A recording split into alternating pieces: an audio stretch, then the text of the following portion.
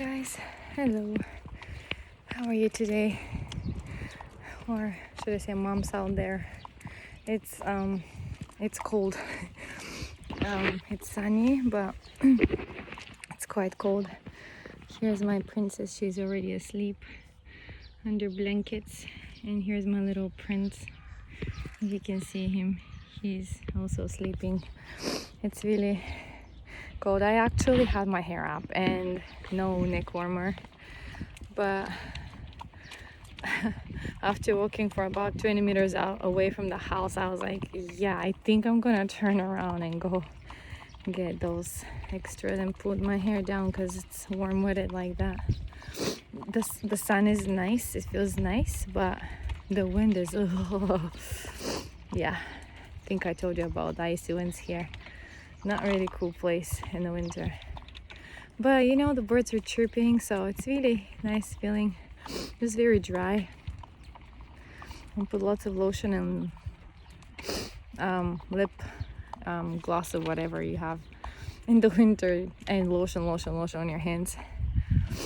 I actually had this little split on my right thumb, right next to the nail, and it wouldn't go away. It wouldn't heal for like a week, more than that. I was like, I just got so used to that pain there that I was like, whatever. But then it finally started closing and peeling on the side, so I was like, I shouldn't be peeling. I really like to peel like little skins around my nails, but no, don't do that in the winter. It bleeds and hurts. Anyways, so today I was thinking about sharing thoughts about transformation in physically and mentally and everythingly throughout as you grow as a mom, you know. And to begin with, I'll tell you that as a single person, I used to be 56 kilos, very, very skinny, 56 kilos gal, and my hips were very tight, narrow. I was not like, never had like wide hips. But five kids later, and altogether 7 pregnancies that I know of, I guess, 2 unsuccessful. I guess I'm 60, I don't know, it depends. In winter is more, in the summer is less, but pretty much about 60, between 61 and 65, I would say the range. And the centimeters and the meters shrunk, but I think I told you about that already anyway. So you know, those are just the numbers, but how those numbers came about is a lifetime story, right? No, I remember being in college, and we had this activity one time with I don't know, young women. We had some kind of activity on campus, and I remember I was there with my friends, my girlfriends, and then there was this elderly lady. They were a senior couple, missionaries, volunteer, and I remember talking to the sister missionary. She was a really, really great lady. I learned a lot from her being at college, and but mostly she was lovely. She loved everybody, all the girls, and she still is. We still keep in touch very well. But I remember I did not like what she told me that day. She said, you know, now you're so tiny, but after your first kid, you're gonna get large. And she was like pointing towards the hips and the, you know, the area. I was like, nah, that wouldn't be me. That probably happens to everybody else, but nah. I remember I didn't like good feelings. I didn't have any good feelings when she said that. I was like, no, nobody can change me. Nothing can change me. But she was right. She was right. And you know, first one I was as big as a tent. Seriously, I was huge because he was a big boy, and he made me hungry all the time. And first experience, I didn't know, like, especially now after, oh my gosh, you guys, I was with him from 56 kilos up to 83. And so being here in Japan, that's pretty humiliating, actually. They will make you feel like you are obese, you are fat, you are disgusting, you don't care about your health, you don't care about your baby's health, you're just like this stupid weirdo, why do we have to deal with you, kind of thing. Yeah. And so with the twins, two babies, one of them just as big as my firstborn, then because I kept working full-time until almost till the end, 2 months prior to their birth.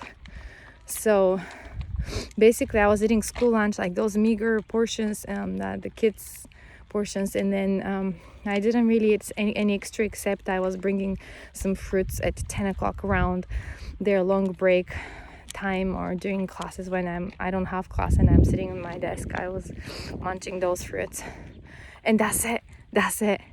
And with my firstborn, I mean, I was like, steak. I just wanted meat, and so I knew it was a boy. But it's interesting how life takes so the experiences you get is just amazing. So much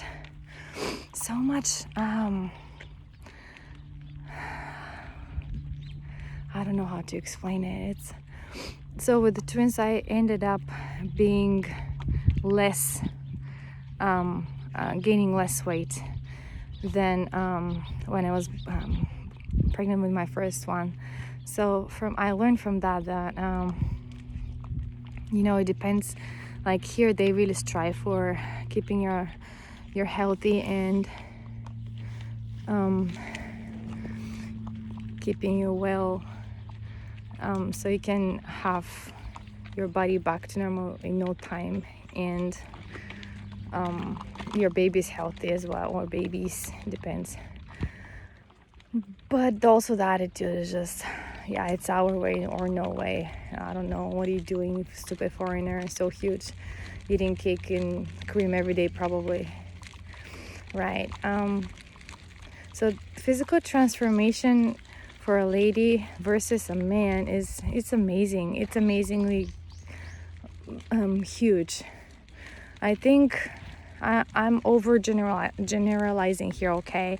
It's not like I'm saying every single family and couple is like that, but in general, from observation and from movies and from whatever, like from looking around, it seems like, except in Japan, because that's, there is exception in every way and everything. Usually the only transformation I see is like when I see a couple and their wedding day, and like say 10 years later or 20 years later, the guy's always like bigger, fat, or gained weight, or I don't know. I mean, I'm sorry, but that's just transformation of a man, right? I'm not going to talk about wrinkling and stuff like that. It's just like we all grow older, and that's okay, and get silver hair and whatever, that. But physically, a lady is like, oh my gosh, and we come in all different sizes and shapes before birth, before giving birth, and afterwards. And you could be this tiny little skinny gorgeous person, and then after giving birth to 3 kids, you can become like, I don't know, you can gain so much weight you cannot even recognize that was you before college years, kind of thing. So, or you could stay still thin. I admire people like that, but they're probably like yoga instructors or whatever. So I admire those guys who have time to do professionally yoga and actually do it regularly, because it does good to your body. I know that for a fact, because I've done it, and it I have to tell you about this yoga story. I was pregnant with my second baby, and I was in Belfast we were in Belfast, and I had my 7-8 month-year-old first kid, and he was very active and he was very playful, and I had to take him to the park, which thankfully was very close to the walking distance to our house. You know those houses that are like glued together next to each other on the street? Yeah, that's what we lived in. So our neighbors probably had it with the cries of baby and laughter and giggles. And thank goodness they were both sides old people, so they always told me that we don't hear anything. I'm like, thank you for being so nice to say that. But my main point was when I got pregnant with my second one and the pregnancy advanced, I don't know, maybe because of the weather, the climate, I enjoyed the people and the outside, but I did not like the weather at all. Like, I cannot possibly live in the United Kingdom, because at least not in the Belfast area, like up north, because oh my gosh, it could be the 4 seasons in one day, which is okay, but it didn't do good to my bones. No, I don't think so. Especially after being in Hawaii for like what 4 years at the least, so it didn't do good to me. And you know, pregnancy takes a lot out of you. It takes a lot of your calcium, and you know, you're growing a person inside of you. So I don't think I was like per se eating healthy enough, or having my nutrition up to the, or multivitamins or anything. I didn't take any prenatal vitamins either, so there. What happened is I was my hips, for whatever reason, my hips started hurting so bad because of the advancing weight of the baby and previous pregnancy. You know, like my hips are already enlarged, widened, and so and I physically felt it.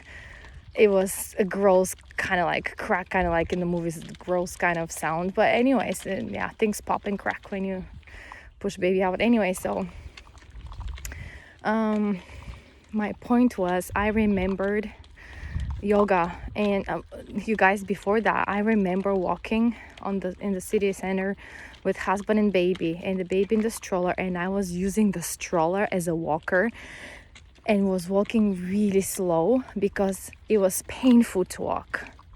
Does husband know how it feels? No. Does he wonder why I walk so slow like a disabled person? He probably understands in his brain, but understanding the pain and the feeling and it's just really not good feeling to walk like that.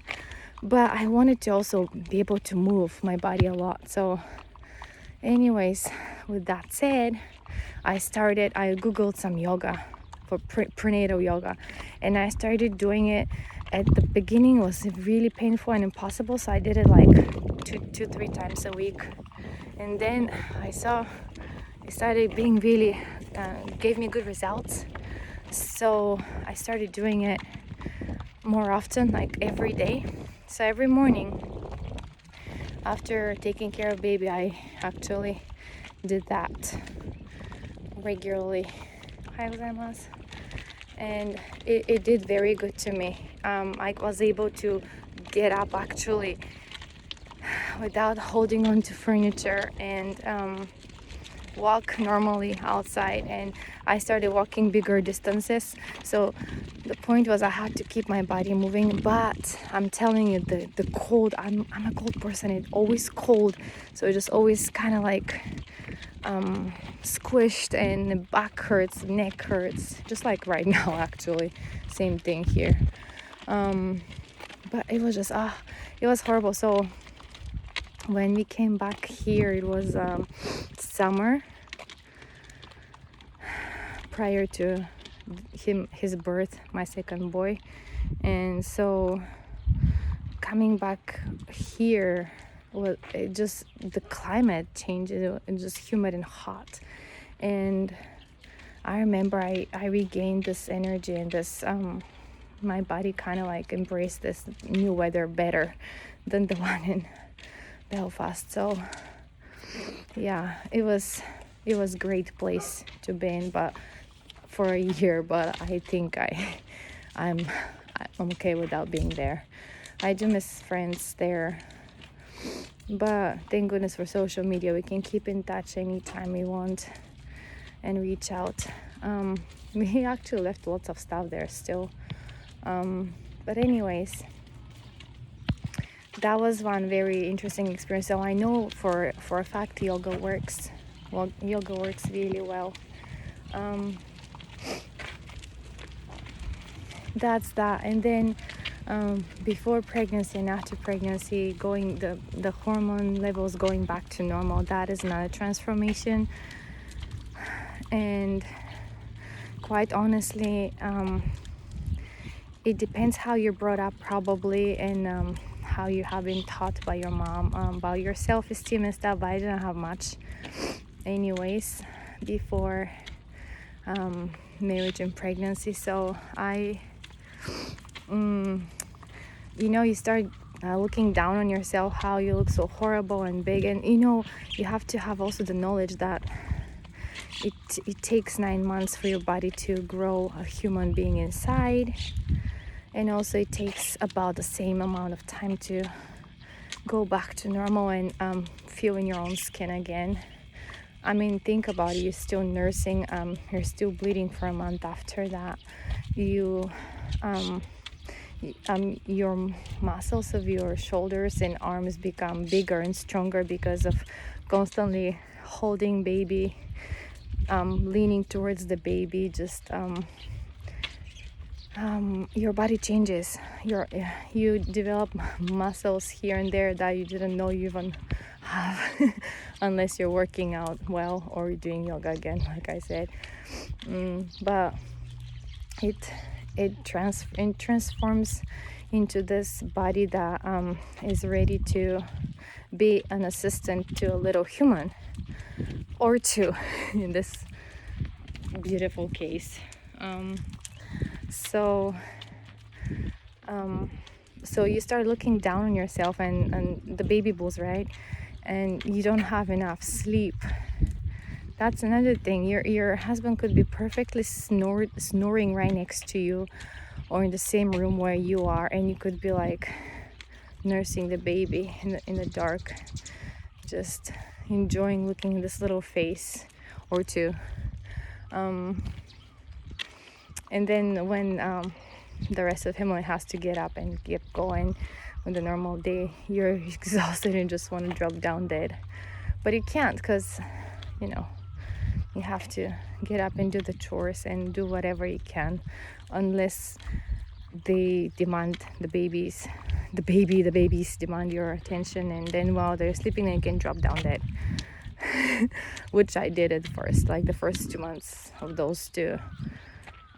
Pretty much I slept when I could with them, and they slept every 2-3 hours, so, and woke up and then slept again. And I have to say those two amazing angels got into a regular schedule. And of course, there are days that throw you off the cliff, but in general they're really good. So with the transformation, also mentally you start realizing that you're in charge. Don't let the babies be in charge, you're in charge, and you do the schedule, and they come around very, very well. They're the little humans that learn about this world now. So learning good habits is good. Like this morning, those two, they really don't like brushing their teeth, but it's a good habit, and so I give them their toothbrush, and I usually tell them to brush. But then I was like, maybe I should grab my toothbrush, and even if I haven't eaten breakfast yet, I just still get my brush, and I put my brush in my mouth without toothpaste, and I just brush. And then they look at me, and then they grab their toothbrush. But then my little boy, he likes to chew the other side because it's gummy, and so he starts chewing the other side. I'm like, no, that's not how you do it. So I turn it around, and he starts like pushing and throwing himself backwards, and just it's a battle. But I'm pretty sure that if I do that every morning, they'll come around. And my baby girl, she's smarter. She at least she understands better. She copies better, and she observes my doings every day. Like, she knows when I wash dishes. She cannot see it, obviously, because she's down there, my knee level, but she knows I'm doing something there with the gloves on my hands. And so, because I peel like crazy and bleed, so I can't wash dishes with just hands. So she just stands there and she watches me putting the dishes to the, to dry them out there a little bit. And she watches every movement. She watches when I wipe the table. She watches when I wipe with tissue under their chairs, because food falls down and I don't want to smash it. Anyway, so she watches and observes, and she tries to copy. And she takes care of her brother. Like, she would feed him, she would bring him toys. But when he's in trouble, she just stays somewhere far away and just watches. So she knows when mommy says no to things. She knows. And that also adds up to your transformation as well. Like, you get enriched with experiences of motherhood like nobody else, and it's like a non-paid training. It's like you learn along with your kid or kids on daily basis, and you learn to make things work somehow together.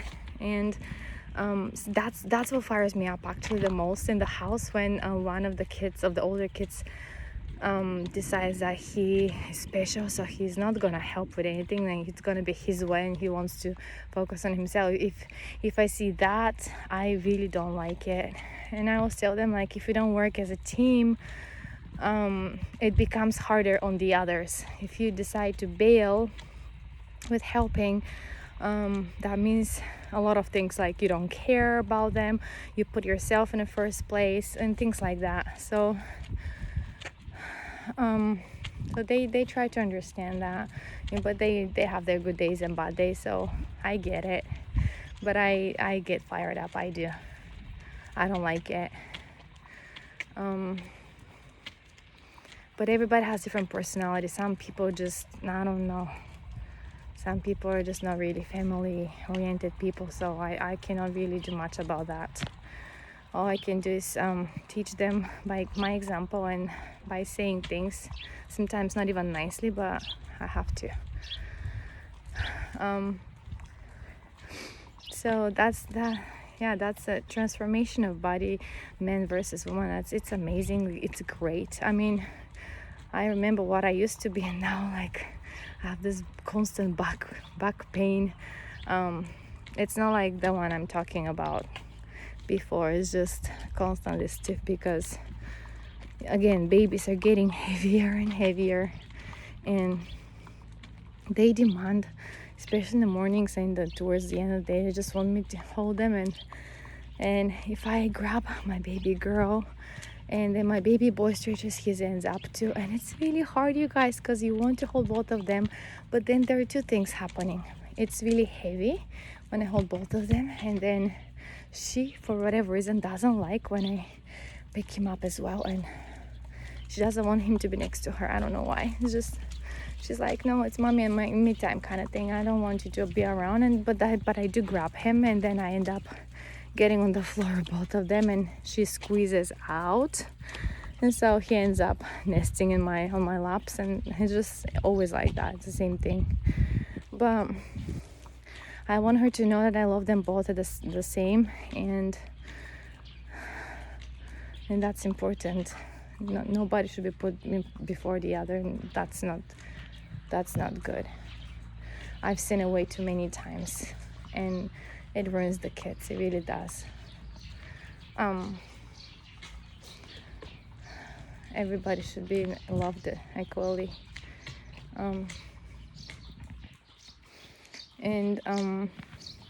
So the transformation mentally is mountains and mountains and mountains of transformation, because first of all, before any kids came to you, you knew only you and your partner, right? But then there is this little infant coming to you, and just you can't do anything without that person, because that person means the world to you. It's like that person's life depends on you. So it's kind of like a responsibility I cannot explain. It's just this feeling of it's an honor, it's a blessing. You can disagree all you want. That's what I think. It's the hardest thing you've ever done so far in your life, especially with your first one. I mean, there are lots of factors there, and if you're raising your kids in a foreign country, I'm telling you guys, you're my hero right there. It's not easy, not an easy thing at all. And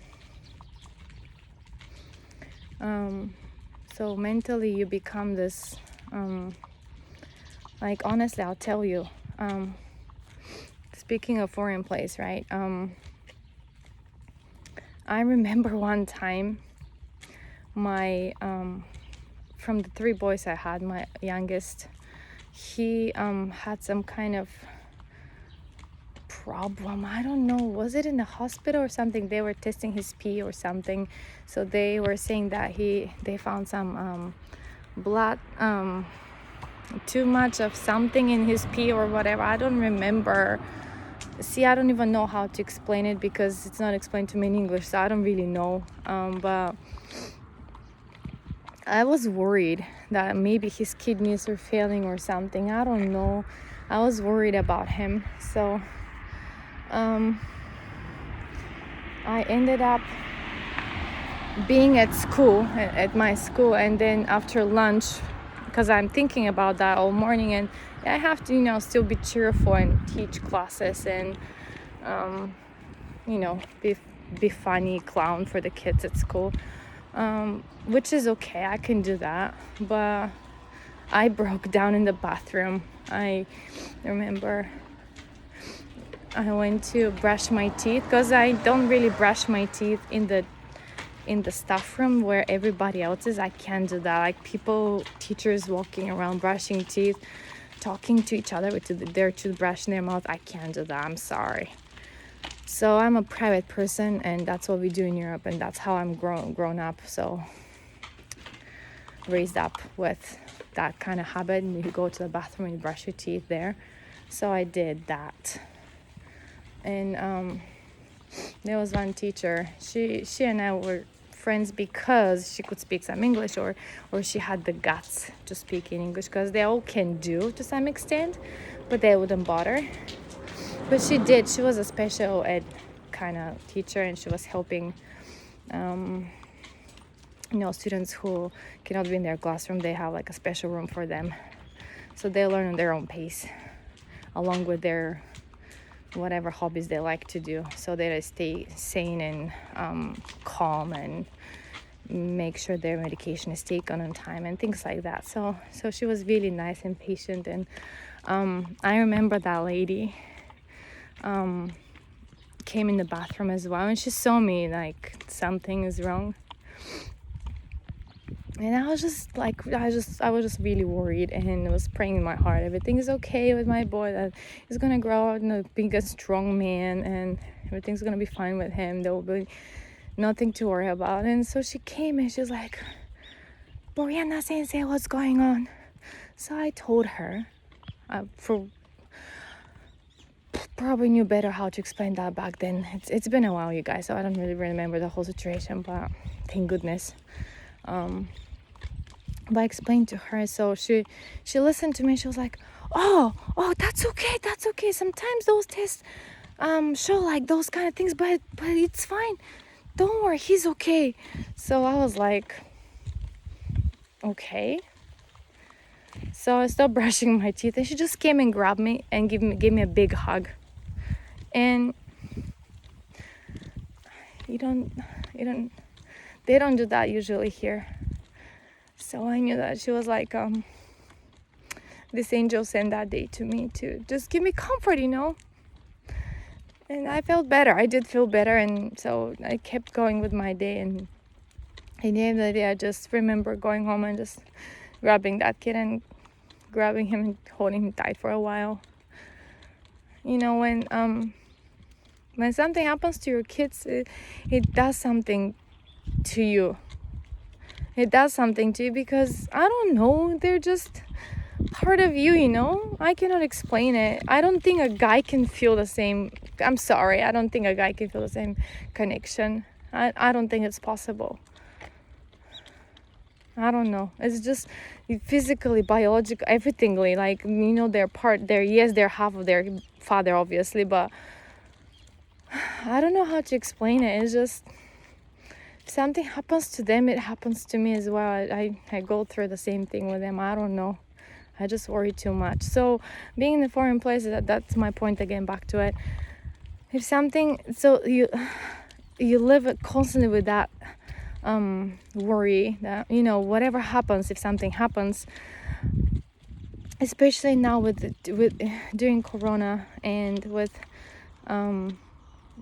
those two little ones, if something happens to them, who's gonna take them? How is gonna work out? There are 3 other when they come to school from school home, and if something happens to one of the bigger ones, who do I leave the small ones to? And if I have to take them, it's just things like, I know there are people to help and stuff like that, but like, if you're not there in the middle of it and understand fully what's going on because of the language barrier, it's just really stressful, you guys. It's very stressful, and it does damage on you. I'm telling you, it does. So you just become really worn out and become easily stressed out about things, and it just wear out. It has a limit where you can handle things, and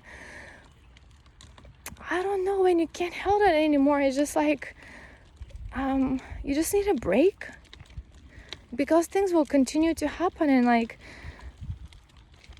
again, this boy, the same boy I'm talking about, when during the winter holidays, he cracked his bone on the left arm, so he's gonna take the cast off next week, hopefully. Let's see what's gonna happen. They'll probably do the x-ray again, but it's not easy. It's not easy at all. Ever since then, we take a bath together and help him, and also the babies before him. So the other 2 boys help me to bathe the babies, because it's not like here. It's not like in where you are, you guys. In the Western world, you can fill up the bath and you can go there and be with your clothes and your slippers and your socks, and you can be totally fine. You can put an apron or something, or whatever, so you can be protected, but like, the baby can be in the water and you're not. But here is not like that. Here is like, when you go to bathe the baby, you cannot go with your clothes because you'll get wet, and the bath is for everybody, so you can't. And then between the bath and the warmed up room, there is the hallways that are frozen, and you have to go through that with wet body, and just like wrap around yourself a big towel. And thankfully, my sister told me she's gonna send me one of her bathrobes, or whatever robe, how you over your PJ robes. So I'm really grateful, because I was actually looking online before to get something like that for Christmas or whatever, but I was like, yeah, it's okay, I'll live without it. But it's really cold, and so I decided to, every time I wipe up, and I don't want to go into details, you guys, but it's just a lot of things that you don't talk to other people about, but you have to go through the day with. And the Japanese mentality will be like, well, you go through it, you go and do it. How do you do it? I don't know, I just do it. I don't really think, or I don't really put feelings in it, I just do it. And to me, those are just robotic kind of people. I cannot really connect with people like that. I'm sorry. It's just, I don't know. Like, I don't even want to, because I don't even try to, probably. And I don't even have time to handle that too. So it's just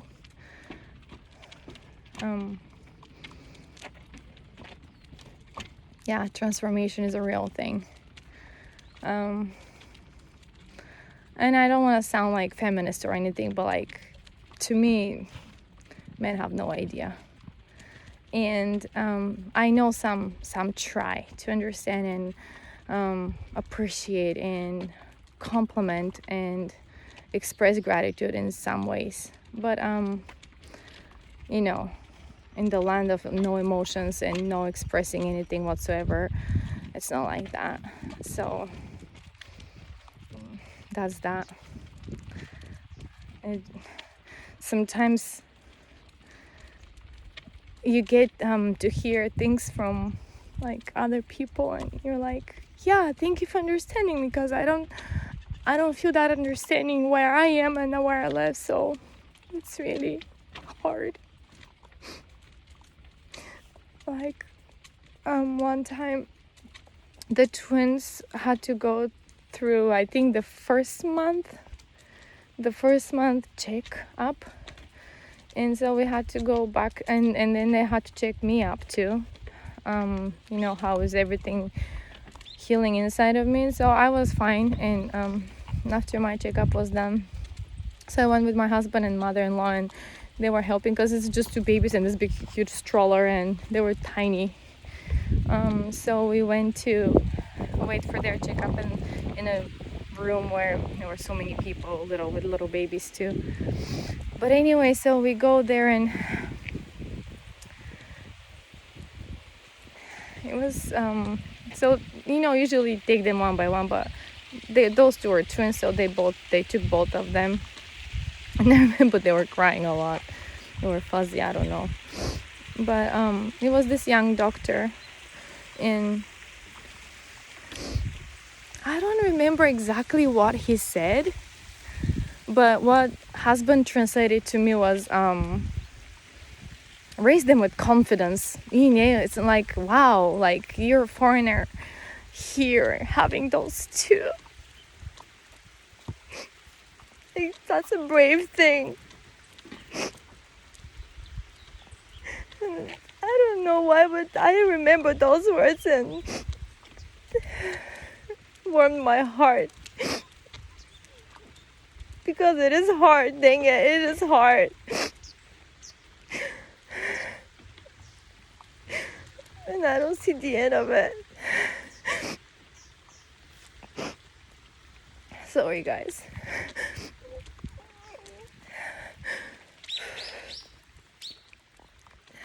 So, transformation is real, and you grow older and wiser and more understanding, hopefully, and more compassionate, more forgiving with your kiddos, no matter what they try to sneak behind your back or lie or whatever. And that's how we all learn, right? Life is to be experienced, not taught. So, anyways, I don't know what I have transformed into, but I'm nothing like what I was 10-15 years ago. Nothing like that. Hopefully for the better. Hopefully it's to help me for the future. Look at those two, and I just can't. They're just so cute. I just love them so much. They're so precious. They're so precious. Such a blessing.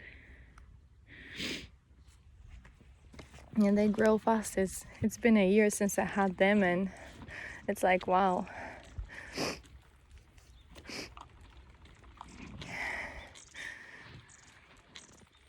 Hopefully they'll grow to be good and see the examples of their brothers. You know what really warms my heart every time? Every time my boys come home, they come home different times because they're different grades.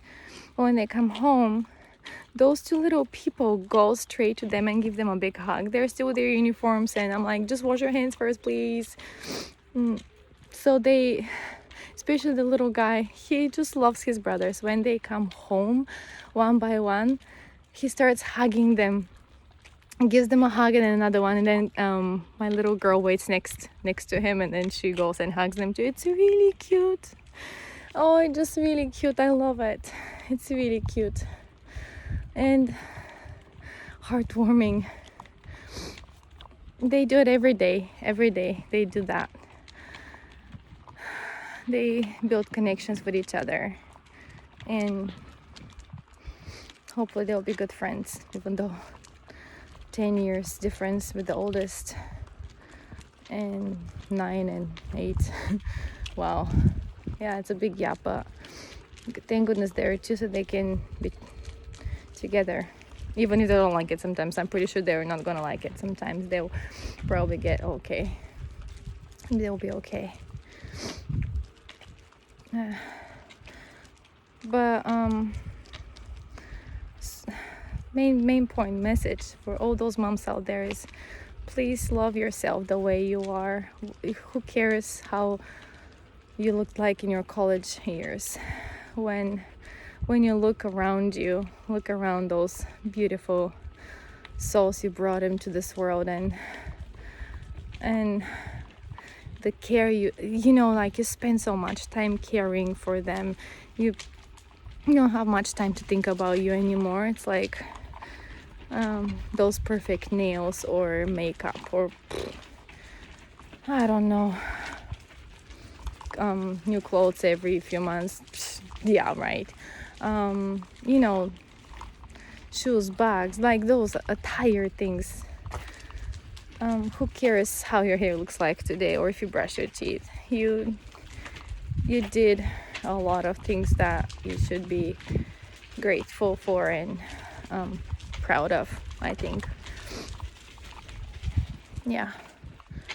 And just keep your chin up and keep going, because I think that's what we're here for, to be there for those growing up, raising up kids. It's an honor, and it's responsibility that I don't know many moms who run out of it from it. I don't judge ladies, I really don't, because everybody has their story and background and circumstances and things that happen in their lives. So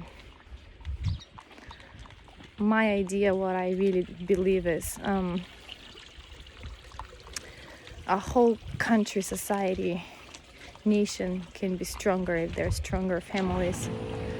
And there could be strong families only with the effort of both parents, so that the kids can grow up with confidence. I don't know what that sound is, but yeah, sure, some dude doing something. Anyway, so my point is, it's a responsibility, and if one bails, the other one has to take both wheels, and that disbalances the whole thing, because then you don't have time anymore to communicate with every kid and make sure that kid is well mentally, physically, and spiritually, if you will. And to me, people staring at phones instead of playing with their kids or having a meaningful conversation with them is just no respect for that. Zero. People choosing to do their own gaming, holding their babies at the same time. People who are super busy, so busy that basically are never home.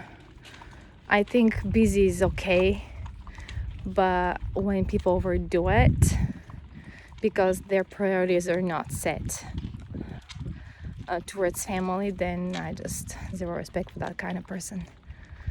I'm sorry. There should be a balance. There should be time for family. There should be time for, and you cannot force people. If they just chose to not be like that kind of person, that's their choice. I'm sorry. For me, my priorities are my kids for now. But mommy, I don't know. We'll see.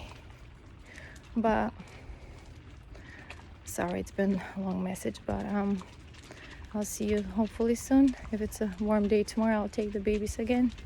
If not, I'll just stay home with them. And stay warm, you guys. Stay safe. The vaccination for the COVID-19 is there. It's real.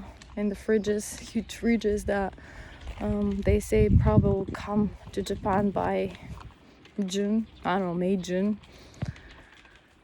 So until then, we'll have to hang in there. A lady that I know for favorite phrase, hang in there in English. Just have to hang in there. So we have to until we can get vaccinated for that. And I have no idea if it's going to be a one-time thing or like every year, or I don't know. Have you ever thought about that? This vaccine for COVID-19 and how many kinds there are and how many times you have to do it, like 2 vaccines in a course of a month or like a week. I don't know. Have to do more research on that, but it's not coming to Japan anytime soon. So all right, see you guys later. Bye.